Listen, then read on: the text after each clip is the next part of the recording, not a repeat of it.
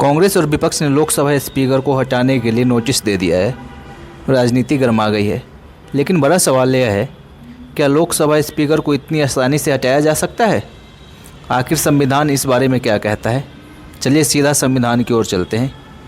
भारतीय संविधान का अनुच्छेद 94C बताता है कि लोकसभा स्पीकर को कैसे हटाया जा सकता है।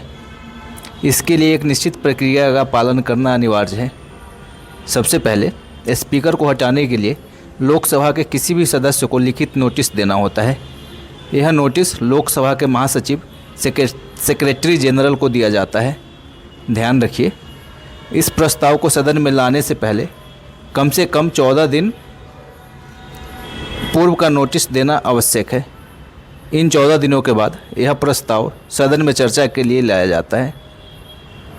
और एक महत्वपूर्ण बात, जब स्पीकर को हटाने का प्रस्ताव विचाराधीन हो तो उस समय स्पीकर स्वयं सदन की अध्यक्षता नहीं करते हैं।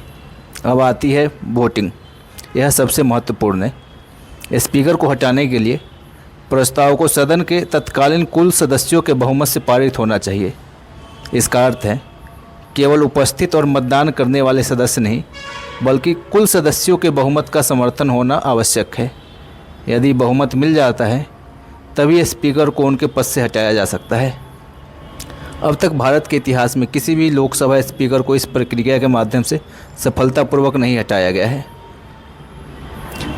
वर्तमान में विपक्ष द्वारा जो नोटिस दिया गया है वह इसी संवैधानिक प्रक्रिया के अंतर्गत है। संविधान केवल अधिकार नहीं देता, बल्कि प्रक्रिया और संतुलन भी सुनिश्चित करता है।